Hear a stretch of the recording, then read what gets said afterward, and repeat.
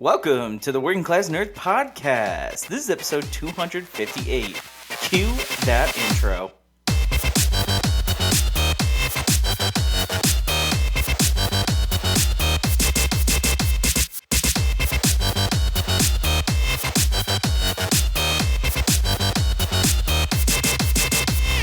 That's right. I'm Fetta. Rhaiu's over there. Marcus, Nick, who knows? It's just us today. We're going to do it. Are we going to do this? We're going to try. We're going to try like hell, and it's the thought that counts. You know what I mean? It is about to be the most interesting episode ever in Working Class Nerds. Yeah, and that's, a pretty difficult feat if we're really being honest here. But we'll be okay. We are the stars of the show today, not only because we're the only ones available, but we are going to be talking about a game remaster, Sam & Max, The Devil's Playhouse, from Skunkape Games and Telltale Games. So we were actually lucky enough to get a couple of copies from... You forgot something. I know it's our first time doing this, but at least we can, weatherman this. Weatherman it? Oh, yeah. We have a script. We have a script here. So, don't forget, if you're looking for more Nerds community content and you want to continue the conversation with us, join our Discord. The link is in the show notes below. Are we sure it's in the show notes below? If Marcus edits it correctly, it'll be in the show notes below. If it's not in the show notes below, look at one of the other 257 episodes that we have, and I'm sure there's a Discord invite in those show notes. Yeah. I hear that the Working Class Nerds podcast is available on Spotify, Apple Podcasts, Buzzsprout, anywhere you can find a podcast in the galaxy far, far away. We're bringing all the throwbacks in this show. We got old intros, but we got new faces. That's the great thing. You never know what they see our faces, man. Honestly, if you go back the 200 and some odd episodes or 257 episodes, I don't think Marcus or Nick has not been a part of it. This is this is history in the making, folks. New beginnings. Throw out the Old Testament, bring out the new one. It's time. Mm-hmm. So, today, like my lovely co-host Fetta said, we're discussing the new remaster for Sam & Max, The Devil's Playhouse. From Skunkape Games comes this remaster of one of the Telltale games. Now, in this game, we follow the freelance police and control their wacky style of fighting bad guys and saving the day. I think wacky is an appropriate... I couldn't think of a different word to describe this situation we were thrust upon. I'm not going to disagree with you. Wacky is the most appropriate. Honestly, the fact that we have a gun in the game, but we can't shoot it, I think that is what... We just point. That's it. Yep. The whole thing is brandishing. It's great. You got to scare them. If you ever seen Paul Martin Mall Cop, sometimes the quick hip motion and like you're reaching for the gun, it scares them. But in all seriousness, we were lucky to receive 2 game keys from Skunkape Games to review this. And we wanted to test different hardware and provide you guys with a variety of experiences and to move away from the PC master race. So I tried the game out on the PlayStation 5, and Fetta decided to try the game out on the Nintendo Switch version. Yeah, so I'm too broke to afford the PS5, so my trusty Switch. Hey, man, sometimes you do what you got to do. No, I love that little sucker. Mm-hmm. And, hey, for all those that missed it, the PS5 Pro just came out. Just saying. I missed that. What do you mean? The PS5 Pro was released. Okay. It's not like out, but it's like the announcement that, hey, it's coming. Like, it's an actual piece of hardware. It's like $700. Oh, Jesus. I think. Still That's cheaper than a excessive. PC. Still cheaper than a PC. Yeah, but look what you're getting. Weirdo DualShock controller. we're not going down this road. We're I talking know. about a wonderful game that we were so fortunate enough to be given for free so we could review it and produce content for all our wonderful audience members. You know what? It's hard to argue with that. Yep. So, So a quick intro into the game. Feta, if you will please explain to us what it is we're doing. yeah, no. So, in this wacky adventure, because that is the beautiful, most appropriate adjective to describe this, we are working with the freelance police. So, Max, the little rabbit, don't call him a bunny, he'll get mad. The rabbit has always been the more unhinged member of the freelance police, a lovable lunatic with a knack for spreading chaos wherever he goes. But recently, his abilities have taken a supernatural turn. It all started when he stumbled upon a mysterious toy that allowed him to glimpse into the future. Now, Sam and Max have aroused the attention of a host of villains from across the galaxy who are hell-bent on acquiring the magical toys of power to achieve their ends. As those who seek the Devil's Toy Box close in and Max's psychic abilities grow beyond his control, the freelance police will come up against their most frightening adversary yet, the power of Max's mind. I plagiarized that. I didn't write it. It's actually a pretty good writing. No, absolutely. It's great. Honestly, though, the fact that these are like mysterious toys of power, I won't lie. As I was getting the toys, I was like, man, this is like, I'm Lotso, and these are like the Toy Story toys. I'm just like, straight up. like what is? I think one of them is like the wheel, like you spin, you spin the wheel. And I was like, dude, this is like, what does the cow say? I was like, okay, that's an interesting one. And then there's a little, what is it? The vision of the future. There's The viewfinder? Yeah, the little viewfinder Dude, thing. It brought me back so bad. I was pissed that I was seeing the future and not dinosaurs. Mine was exclusively pictures of dinosaurs. I'm not going to lie to you. I think everybody's was. Were there different versions of that toy? I wouldn't be able to tell you because I wouldn't have any interest. Zero. No, it was great. I really did like the variety of the toys. It did bring back some nostalgia, like you said, of my childhood and like seeing the different toys and the wacky things that they would do as these mystical powers. That was a big highlight for me while playing the game. Yeah. So. But give me an overall impression. So obviously this game was a little bit different from anything that we've A, covered on the Working Class Nerds podcast, but B, also probably had experience playing.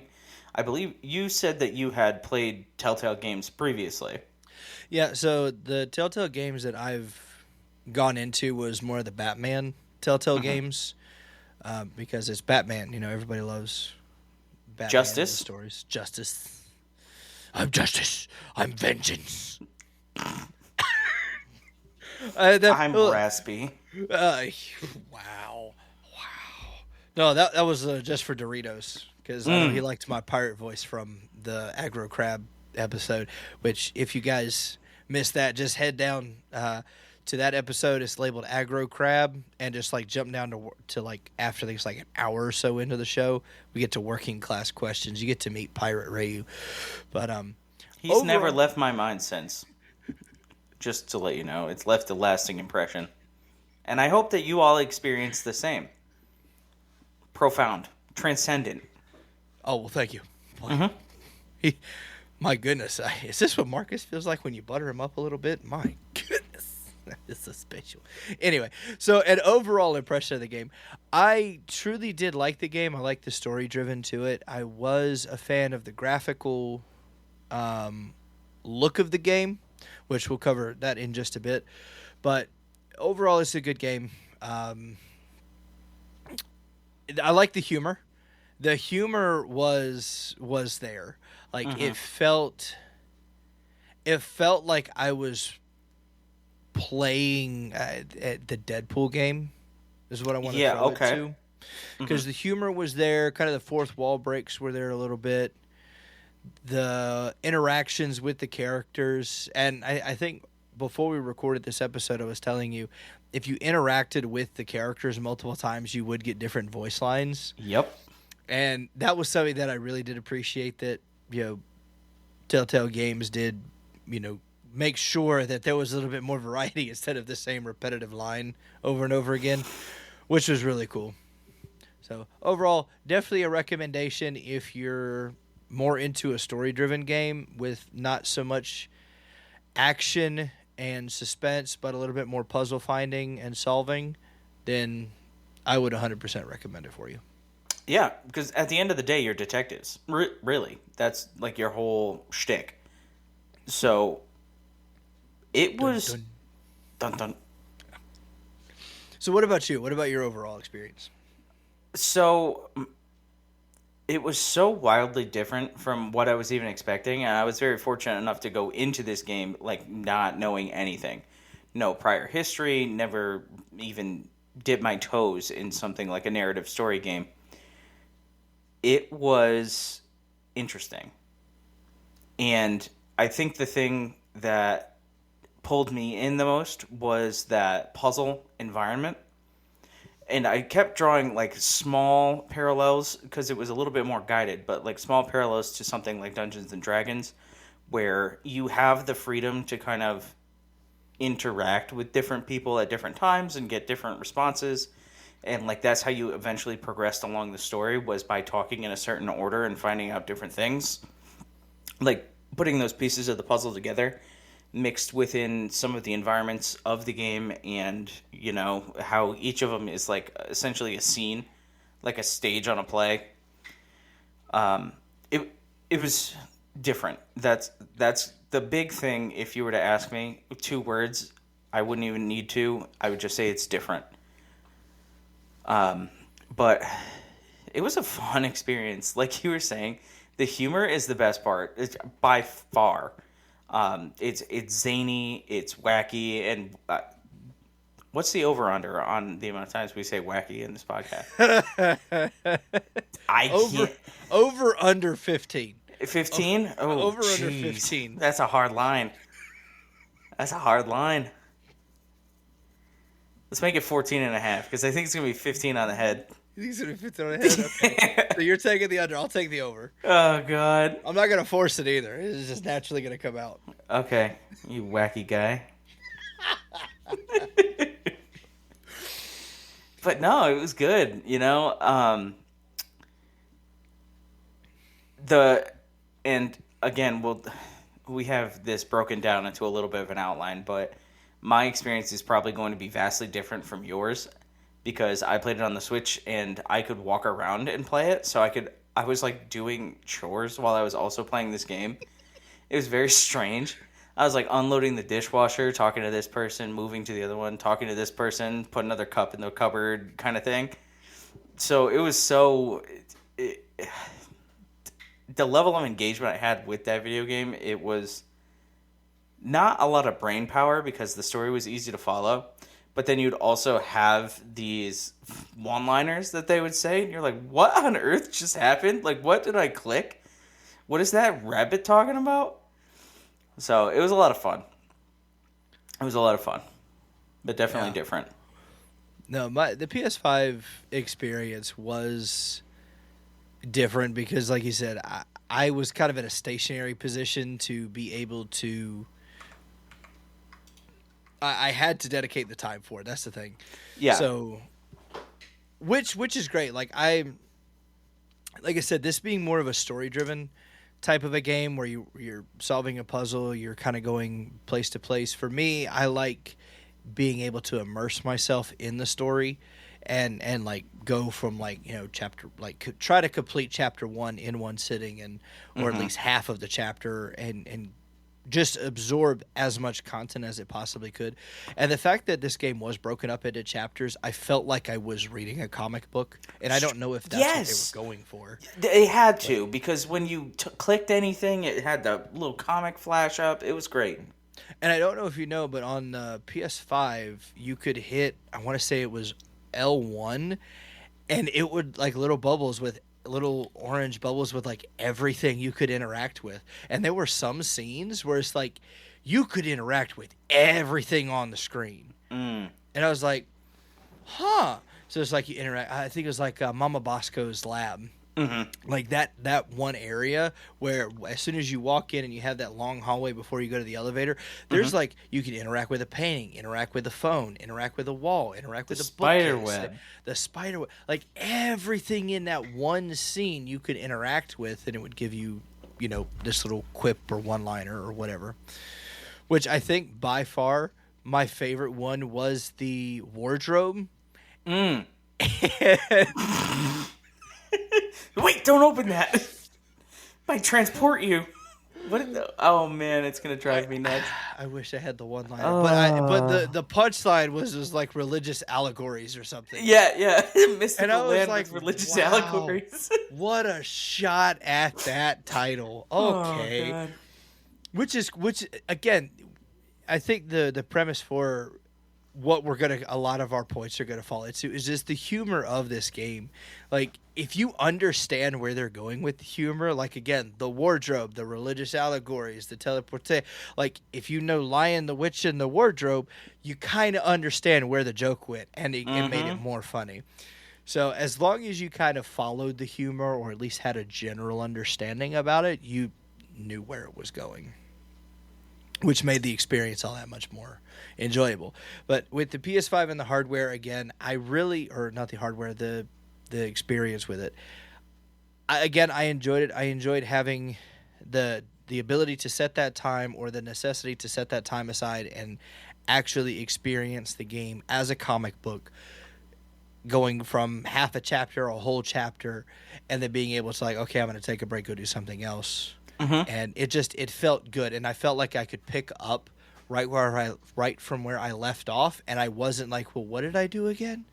No, yeah. I mean, even in the story, but even like playing the game, when you talk about something like Elden Ring, you drop that for any period of time, you are struggling to pick that thing back up. Oh yeah, this very simple. So certainly a game that I would like to say this is one of those, if you're either in between games and need something to play, or this is like I need a break from Elden Ring, or I need a break from the First Descendant and these heavy, grindy, heavy mechanically based games, definitely pick it up. And you got your options. True. And this was something for me. When's the last time you played a video game and just straight couched it? Right? That's a good question. Right? That's immediately when I sat down, I was like, holy cow. This feels good. Yeah. It was just a vibe. I was just like, I'm in my own little world. I'm in my own little graphic novel. Figuring out what these freelance police are about to do. Solving some puzzles, getting my brain like working a little bit, you know, but it wasn't enough to like actually stress me out like some puzzle games can. Yes. Where it's like, how am I stuck right now? And you have to walk away. Yep. Nope, 100%. So one thing I do want to ask, being that we played on different consoles, what did you think about it, the hardware, with it on Switch? Yeah, I'm not going to get into like super technical because that is not my expertise. I couldn't tell you like the processor was struggling and I was getting frame drops and yada yada. But as far as the Switch goes, and this is my personal opinion and I don't have anything to back it up other than this is what I believe. Anything that's not a Nintendo title on a Switch is just going to inherently look a little worse. I don't know why I'm having that experience, but, you know, graphical styles aside, I feel like everything looks a little bit more blocky and not as smooth as it could be. Like, I've tried other games on the Switch, like Fall Guys. Do you remember that little jumping bean game? I played that on the PC, and then I was like, oh my god, this game would be so fun on the Switch. And I played it, and I was like, this is atrocious. Like, what is going on here? Because you have the internet connectivity problems, and that's like a whole nother level that this game doesn't even experience. But even just the look and feel of the game was tough. And one thing that I experienced with some of the looking around and movement, especially when you were looking at Max's toys, I probably need a new Joy-Con because I couldn't aim that thing worth of anything. So I don't know if this is a me problem, if it's a Switch problem, or if it was the game, but I couldn't aim. So that was something I experienced. I'm assuming that you didn't have that trouble with that PlayStation. No, I That didn't. thing was crisp. Yeah, the like you mentioned with the whole blocky style, I didn't experience that at all. Like it felt like it was a polished game. It looked like it was a polished game. I didn't have any sort of visual deformities or problems. It didn't feel like, honestly, my PS5 wasn't running that hot. Some games, like for example, college football or the First Descendant, when I do testing on that on the PS5 on that side, the PlayStation will run a little bit hotter, runs a little bit more warm. And when running with Sam Max, I did not feel hot in the office. So I'm assuming that's just because the PS5 wasn't putting out that much to try to cool everything. Because I'll be honest, this game doesn't feel like it's very graphically intensive on hardware. But overall, it does look a little bit more polished than the original. I did not play the original. I know that we mentioned that this is a remaster version of the game that we're covering. I did look at videos from the original gameplay, and again, it just feels like it is a bit more No, the polished. remaster was great. I'm not saying that mine wasn't well done or anything like that. It's just I'm comparing it to what I imagine the PS5 is going to do, and not that I wasn't listening to what you were saying, but as you were talking, I pulled up a video of them side by side. Yeah. And I can send it to you, but it is a stark difference, even with the colors. Yeah, that's what I mean. Is when you look at the original version of the game and the time that the game was released and everything, and then opposed to now, you see a difference in it, and that's why I say like the remaster of it is very good. They definitely put some elbow grease into the game, get up to date with the current hardware. So that was my experience with it. The toys and the aiming. The only thing I'll say is that the future glasses, that one felt a little bit Clunky? a little bit clunky for me on the controller. It felt like there were some instances, and it could have been because I was hovering over something that's like, hey, you can interact with this, but it would like almost like aim assist would like lock me. Like, Is that what it was? That's what it felt like to me. Coming from shooters, like you could just like, you need to go here. And it's like I just wanted to like look around with it and see if there was something else I missed. But maybe that's what it was. I don't know. That's what it felt like to me. Is that it was almost aim assist, kind of toggling me a certain direction. But other than that, I didn't have any trouble aiming with things. And other than that, it was great. I didn't have any issues with that. Let me smack this thing around here. I have my Switch currently with me, so let's see if it's a Joy-Con problem with this pink one I got. Oh, okay. No, there's no schmegma in it. Okay. So it's probably a you problem. It's probably a me problem. Let's be honest, dude. Well, so we mentioned the humor of the game. Let's talk story content. What are your thoughts? Well, so how much of this game, before we get there, how much of the game did you actually play? Because I know our typical working class nerd standard is at least 3 hours. So I know that we both hit that. We both got about 3 hours. Yeah. I got towards probably the end of chapter 1. Okay. I did finish chapter 1.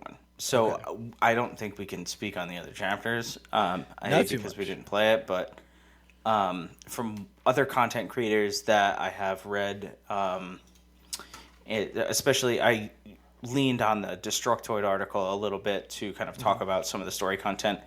And one of the things is like that all chapters were separate but continued to follow that storyline in a very good way. But as far as chapter 1 goes, the way they integrate, the progression of the clues that you find and the puzzles that you have to solve, it always is going to tie you back to the original goal of that little brain in a bottle. So let's just start. We open this up. Sam and Max, they're in prison, but not like prison. They're in prison on a spaceship, and you have to find a way to escape the cell and land the ship because you don't know where you're going. And I'm talking about the tutorial piece.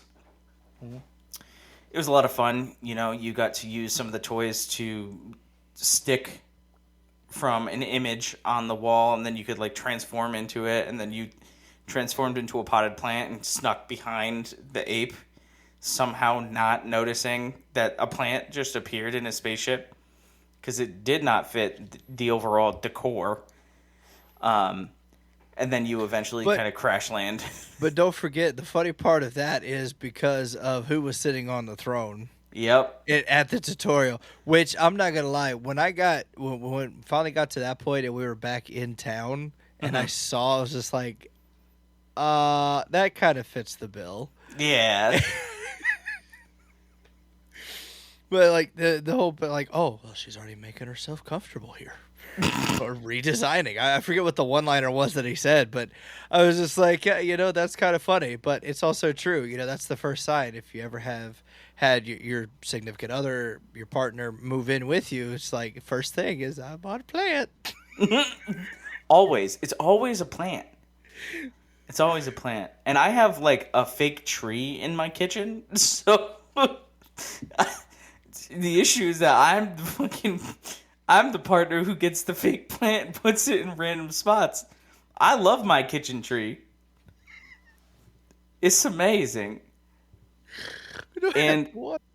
I swear, I'll send you a picture right after. I got a tree in my kitchen. And to make it even better, I have a stuffed animal, Perry the Platypus, that I stole from my wife's house. Or her childhood house from her dad's. And he's sitting under the tree like, oh my God, there you are, Perry. That's great. Every time we walk in. That's fantastic. But you were saying, so we're in prison. We got to find out how to get out. Mm-hmm. And the potted plant. Yep. So we scoot forward. We find General Skunkape, which is just I was sold right at that point right there. And then you crash land the ship right on top of your office. And then you're in the actual game. So that's where Chapter 1 really takes off. And the way you actually figured out through the tutorial was this little brain that was on Skunkape's ship. And after you land and get off the ship, you wake up, you kind of get your bearings and see what's going on. You go back onto the ship and you find out he's unconscious and needs your help to revitalize himself. So that pushes you through and makes you go and talk to some of these other characters in the game, like Stinky at Stinky's Diner and Mama Bosco, who we mentioned, to like get these materials to try and revitalize the brain. So I'm not going to spoil it any more than that if you want to play it, because I do recommend that you play it. It just expect it to be a little bit different from, some of the more common titles that we have today, but this game's from 2010. I don't know how I didn't know about it. That was prime gaming time for me. Yeah. And the funny thing is, though, is even though this game came out in 2010, like I mentioned before, if you didn't understand, or if you don't understand the humor that flows with the game, I don't know that we would have appreciated it as much in 2010 as we do now. Because remember, that's 14 years ago. Yeah. So it's like, when you're talking about, religious allegories in a wardrobe, like, I don't know that I would have made the connection 14 years ago. I was like 15. Are you kidding me? Yeah. So it's like now that we're older, we've kind of experienced a little bit more life. I feel like this is a game that we could appreciate more. And the funny thing about it too, just a side, we're doing a lot of side things here, but that's one thing that I really did appreciate about this game is that because it was 2010 and the humor at the time of 2010, now that it's 14 years later, now that I am older, revisiting a game like this and being able to appreciate the actual humor opens the door for me for other games that are like that are older that I may not have appreciated in 2010. So it's like if I go back, I'll probably understand the the commentary a little bit better, understand the humor a little bit better.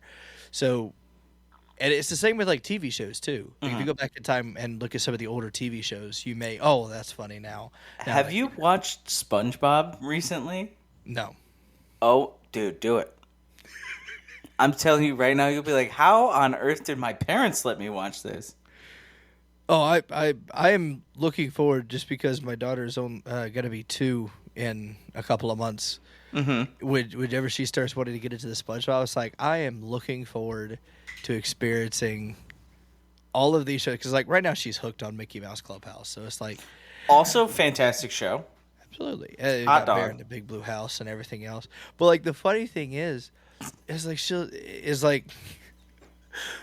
My wife will we'll sit there in the background and we're just like interacting. We're interacting and it's like we'll hear Mickey Mouse in the background and what we'll hear, Mouse Kadooer. And I'm just like, Mouse Kadooer? I barely know her. And that's just the one-liner in the house. That's a special tool we'll use for later. Yeah, but it is. Ooh. After dark. But then you also get because like that show has been revamped and it's like there's more to it and everything. But yeah, so like I was saying, this has opened the door for me to want to go back to some of the older titles that I played back then because it will more than likely help me to appreciate that game more now that I am older. So I appreciate the fact that we did get the opportunity for this because now that opens that opportunity for me later.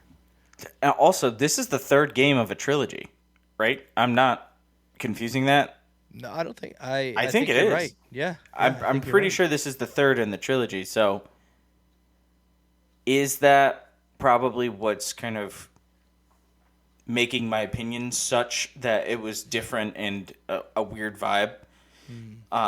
Because I didn't have any information on the previous 2 games. I don't know. But then I've also read things where you don't necessarily need to play them in order, but you get some of the backstory for some of the other characters that you interact with, which I don't think it's necessary for this game, but I could be completely wrong, and some of the diehard fans of Sam and Max are probably going to let me have it, but I had fun. And it's a game. That's what it's all about is fun. So let's see. Next thing we want to talk about, we touched on it earlier with the aiming, but the controls and the mechanics of the game. What are your thoughts? I liked the style. It was an adjustment because it was... I know this isn't necessarily a mechanic, but I'm going to count it as a mechanic because of the type of game it is, where it's that panel or like a scene that you have and you can navigate around the scene, and yes, you can interact with everything. But that was an adjustment for me, having just one angle and not being able to move a camera. Do you know how insane it was for me to be like, what do you mean I can't move the angle of this camera? And I'm just sitting in the corner trying to be like, I know there's something back there, but I couldn't get to it. Right. I wouldn't say it's frustrating, but I was like, I had to turn that switch off in my head because I'm so used to it for any other game. Just being able to like move the camera around and see on the other side of the character and give you a different perspective. So that was interesting for me. I loved the little pop-up bubbles for anytime you were trying to interact.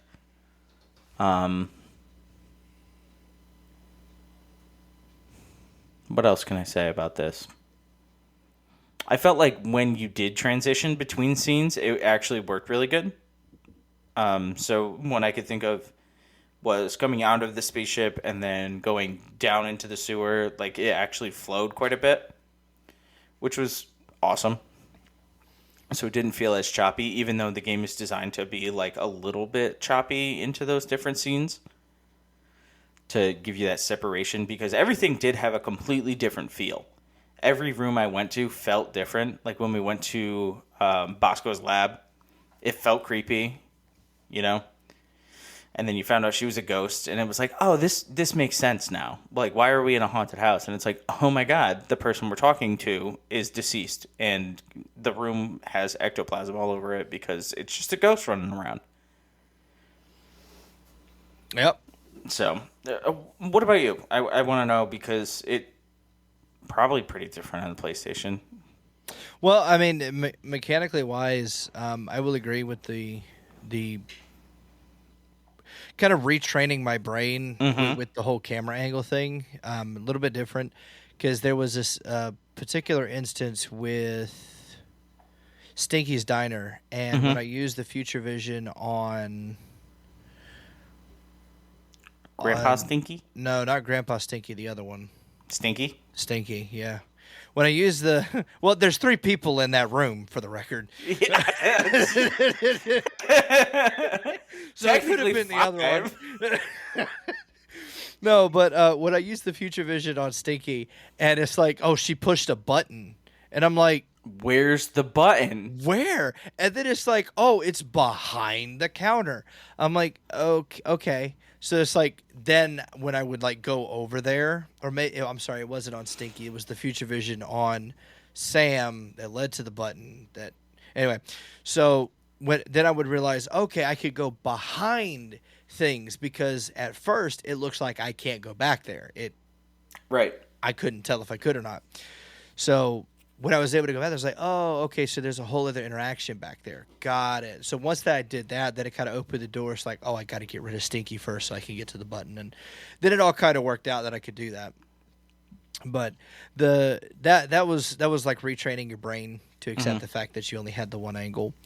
The one thing that I did appreciate, though, that the rooms, the angles did change. It wasn't so like when you first got into Mama Bosco's lab, it was a very straight passageway, and then once you got into that next room of the lab, it then switched the camera angle and gave you the whole wall that you could go down. When you drop down the elevator, now it's the facing forward thing. So I did appreciate the fact that at least the panels for the different areas were different angles. It wasn't like an exact comic book where it's like a flat 2D image and I'm just panning through type thing. So that was nice. The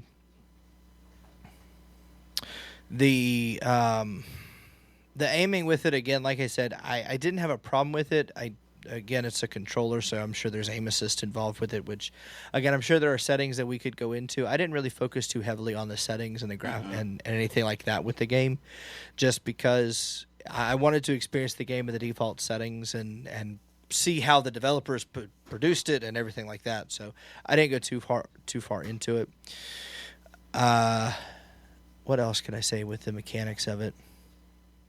Oh, the one thing I will say is that the sprinting, I was thankful that there was an actual sprint mechanic in the game that would make it to where I could go from one end of the page to the next end of the page a little bit faster than the walking speed, because the walking did feel very slow, which, I mean, again, in retrospect, when we walk slow anyway, but it felt overly slow to me.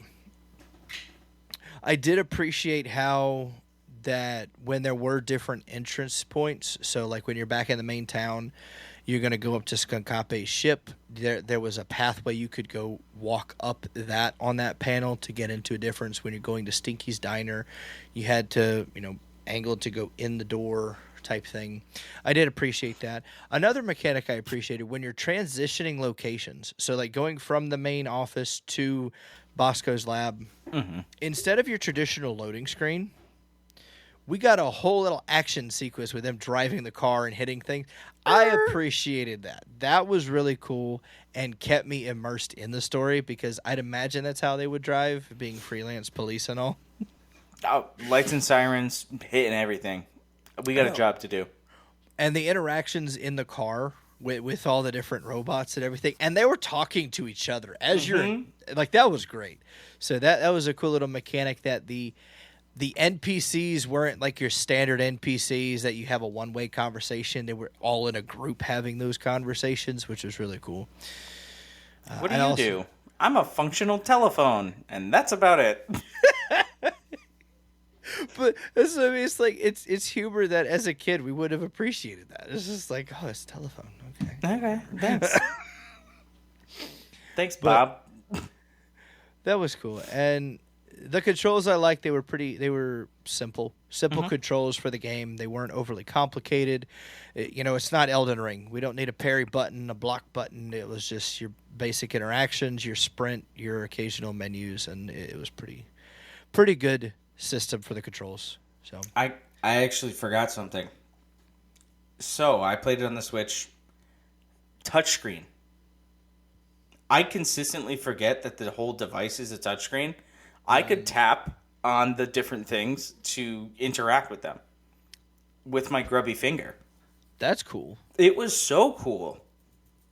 And it kind of immersed me a little bit more even into that puzzle side of things and being a detective and tapping.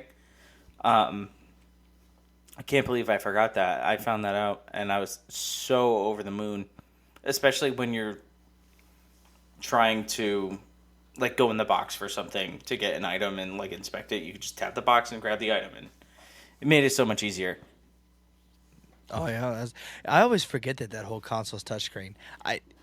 There are so few games that I play on the Switch that actually use the touchscreen mechanic. So props to you guys at Skunkape for doing that in Telltale Games. That's a great use of the hardware. Yeah, absolutely. So we mentioned it. We've hit on it a few times with the graphical design and the elements. Let's just talk an overhaul with it. What were your thoughts on the graphics? Impressed. Remaster was great, especially looking back at the original from 2010. Not happy with Switch, but that's just hardware stuff. I docked it. It looked the same. It didn't really change any of the resolution or anything like that. Character movements were fine. Interactions were fine. I was able to walk around, no problem. But I just, if it's not a Nintendo branded title, it doesn't look that great on the Switch. I don't know what it is. Yeah. And like you said before, that's more than likely a Nintendo issue, the hardware with the Switch and everything. It's just not optimized. Yeah, maybe the Switch 2 will be different. That's the hope for that console. But yeah, I can see how that would be your opinion with that. Mm-hmm. For the PS5, like I mentioned before, the graphics are good quality. It's not necessarily anything bad about the graphics with the game. Again, this is a remaster from a 2010 game. It is, like we mentioned, it's not Elden Ring. It's not the first Descendant. It's nothing that's really graphically intensive.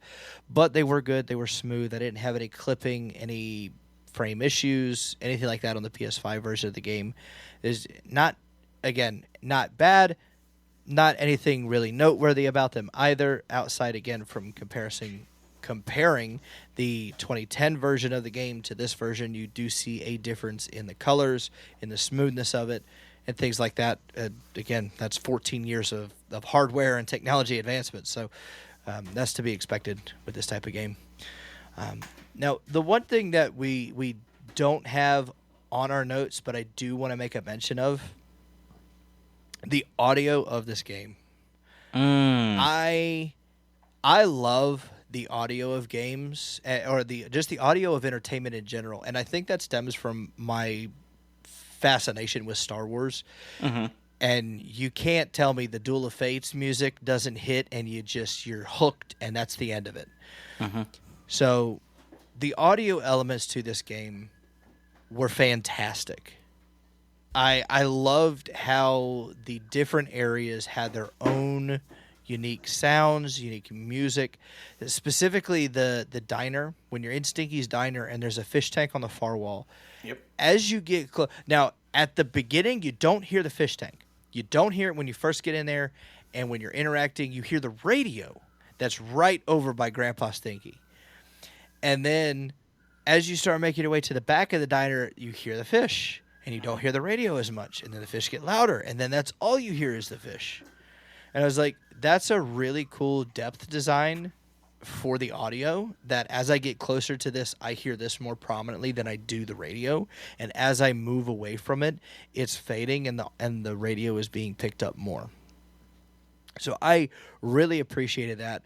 Going into Mama Bosco's lab, the music does change, a little bit more spooky, a little bit more, mystical, I like to call it, science-y as well. You hear all the beakers and the computers booping and bopping and all of that, which added more depth to the area and the story, which was really, again, they kept impressing me with the audio sounds for everything. So hats off with that. I don't know if you experienced that, Fetta. No, it made everything so distinct, and it helped with the immersion into that, and really fed into the narrative design of the game. And like you said, music has this ability to make us feel things. It can make you draw back to previous memories that you had, or draw easier associations. Like if you hear spooky music and you see cobwebs on the wall and weird paintings, you know where you are. You're in a haunted house. And I felt like they did such a good job. And then, like you said, with the proximity stuff, that was just so cool. And it helped to really cement the idea that we were looking for things. We were being detectives, trying to solve a puzzle, trying to crack that big case, So, yeah, you said it all. So it was a really great aspect of the game that you wouldn't think of unless you were really trying to, analyze it. But it helped so much with the feel of the game and the enjoyment of that narrative. Yeah. So, overall, the fun and the enjoyment that I personally had with this game was there. Like, I had a good time playing the game. I know we mentioned we only got about towards the end of Chapter 1 for an average play. I did enjoy it. Like, I would gladly, like I mentioned before, revisit this game in between harder grinding games or more intensive games. Just kind of let me kind of cool down from that. Or if I'm in between, like, waiting for titles to release and this is something I want to immerse myself in, I would definitely go back and I will be going back and finishing the rest of the chapters and playing through. May even try and get into the first the first version of Sam and Max and replay those, because I'm, like I said before, the humor. I'm sure there's humor in those two games that I might have missed when I was younger. So I want to revisit those and just some of the other Telltale games as well. If this is the kind of quality that they're pumping out for a remaster 14 years later, I would be very impressed and very happy to see them continue the remaster with all of their Telltale games. Like, let me get that Telltale Batman. Come on. Do it. Yeah, no. I think, my opinion, and I'm a little spoiled because I played it on Switch, this is the perfect travel game. Perfect. I'm on a plane. I got my headphones in. I'm cracking that big case. I couldn't think of anything better, because sometimes when you're playing games, or at least for me, when I'm playing games on an airplane, you can get really mixed up if you hit turbulence with the Switch. You're not getting mixed up in this game. And it allows you to kind of enter that world a little bit, really focus on what's happening in the story and stay immersed. And it makes time fly. It really kind of does. If you like story and you like narrative-driven games. Dude, pop this sucker on if you're on a plane, on a train, on a boat. Just take some Dramamine. Don't throw up. Yeah, don't do that. No. Well, that has been the Working Class Nerds review for Sam and Max, The Devil's Playhouse. So, if you're interested in it, take a look. PlayStation 5 as well as the Nintendo Switch. It's also on PC, so Oh. don't think that we are ignoring it intentionally. We just wanted to try something a little bit different for the sake of this, situation. Oh yeah. So just try it out, guys. It's definitely a game worth trying. Don't sleep on it. Don't sleep on any of the Telltale games. Like I said, I've played it before. I recommend them all, so definitely do that. We appreciate you guys hanging out with us, despite the fact that the main attraction and Marcus and Nick are not here this week. We'll give them hell. Give them hell. Dude, they did this to you. Yeah. This is their fault that you have to listen to us. I don't want to listen to me. I definitely don't want to listen to Fetta. No, nobody does. I'm shocked. I haven't been completely voted off the island here. And just to reiterate, if you want to know how to give him hell, look in the show notes. There's a Discord there. Join it. Give him hell for that. Join it just to give him hell. Like, if you joined the Discord, gave him hell, and then left, I would say that's a win. So we're promoting you to a moderator if you do that. I have that power. I have the power to do that for you. Marcus, Nick, we told you. We told you this would happen. We don't have any working class questions this week. So tune in. I got one. Oh, you have one? I got a working class question. I could think of a working class question. Okay, let's hear it. Would you rather hang out on a podcast talking about video games or hang out in the ceiling of a grocery store chain? I know my answer. I know my answer. The silence is because we're waiting for Marcus to answer, but he's not here this week. So we know his answer by default. And that's the show, folks. What are you guys talking about in here? Find out next episode of Working Class Nerds.